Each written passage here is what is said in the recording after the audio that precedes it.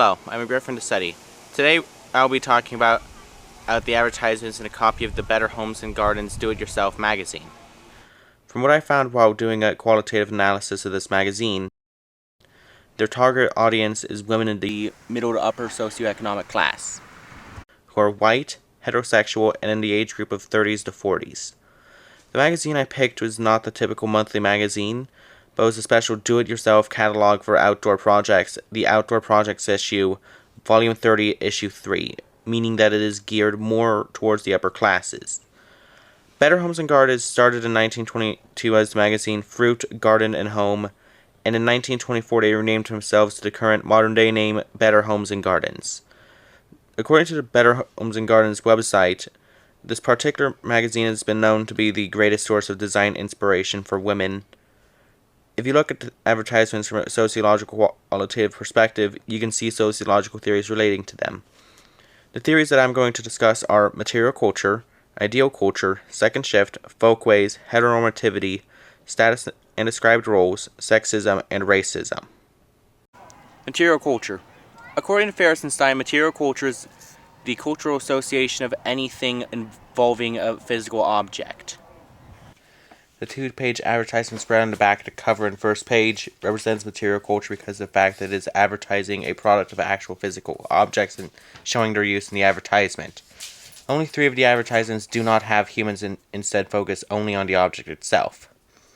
This first advertisement and only 2-page ad spread is advertising wood chippers, rototillers, trimmer mowers, power wagons, brush mowers, and leaf vacuums in order to try to appeal to the wives of men who are reading this magazine, thus resulting in the wives buying them for their husbands, then getting them to do all kinds of yard work in order to make their yard look better than their neighbors. Another ad found on page 10, it is advertising a pressure washing system, which can be applied to material culture by insinuating that women want to have the dirt and grime washed from their patio or deck, and then buying their husbands a pressure washer in order to get their husbands to clean their deck. On page 5, the Woodcraft ad demonstrates material culture with a large welcome blank sign in front of the perfect she shed. Status and ascribed roles. According to the text, status is a position in a social hierarchy, and ascribed roles are the set of behaviors that we were born into. The majority of the advertisements in this magazine strongly have red as their main color.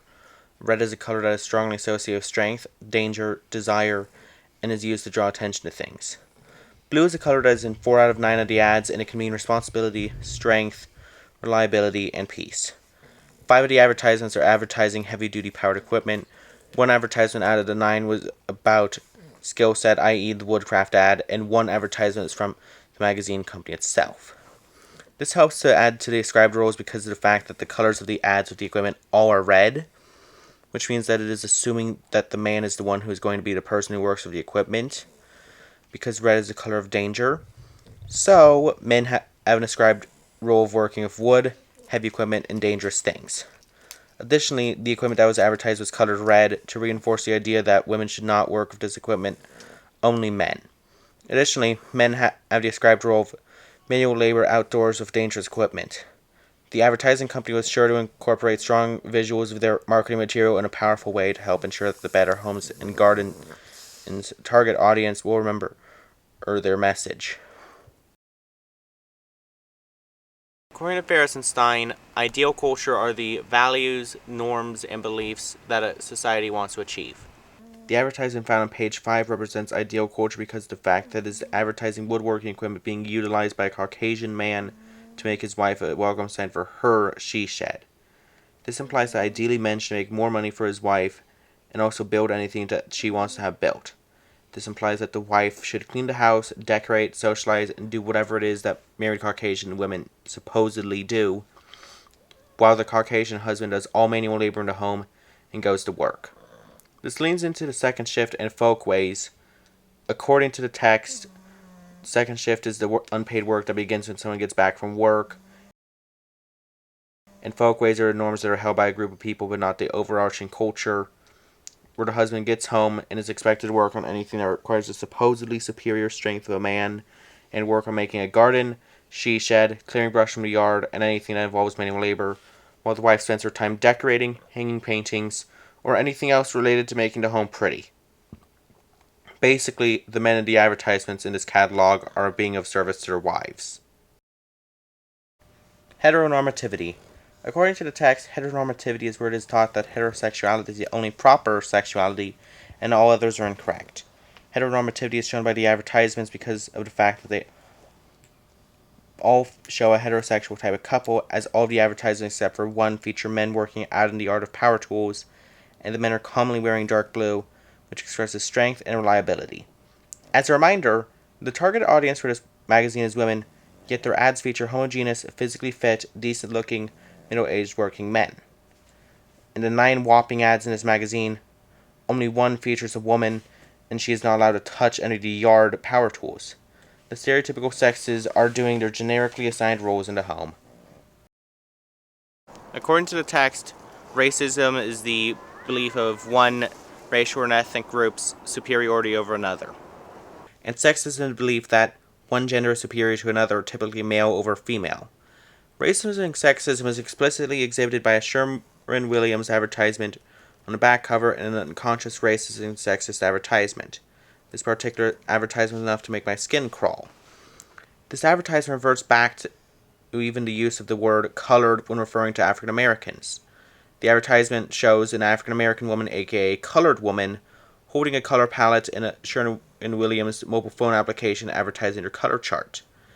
This one woman who is featured in this catalog's advertisements is the only person of obvious diversity, but she is in a box and labeled as the color consultant. There were 13 men and only one woman in a total of 9 advertisements, which is oddly low for a magazine of this type. I think this magazine has less advertisements because it was special and was not their typical monthly magazine. There are only 2 full-page ads, 1 double-page ad, 4 half-page ads, and 2 quarter or less page advertisements. This is also the only ad in this magazine that features a female in the ad. As you can see, she is highlighted by being surrounded by the brightest color in the full-page ad, framed in a cell phone but placed in the bottom corner. I applaud Sherwin-Williams for being the only company in their ads to incorporate someone of diversity and a woman too, but I personally feel that this is not the personality message or the lifestyle message that they want to tie to their company. They were trying to use color to strengthen their brand image, but I feel they failed miserably. This ad that is even on the back cover of the magazine. In conclusion, out of the 9 advertisements, 4 were for a company called DR, 1 was for Sherwin-Williams, 1 was for a power washer, 1 was for the magazine company itself, and 1 was for a company called CHP. Seeing as how these advertisements basically built on the sociological concepts that were previously discussed, I think it is safe to say that Better Homes and Gardens is a mildly sexist, heteronormativity aiding magazine that is fine with a mildly racist ad on it.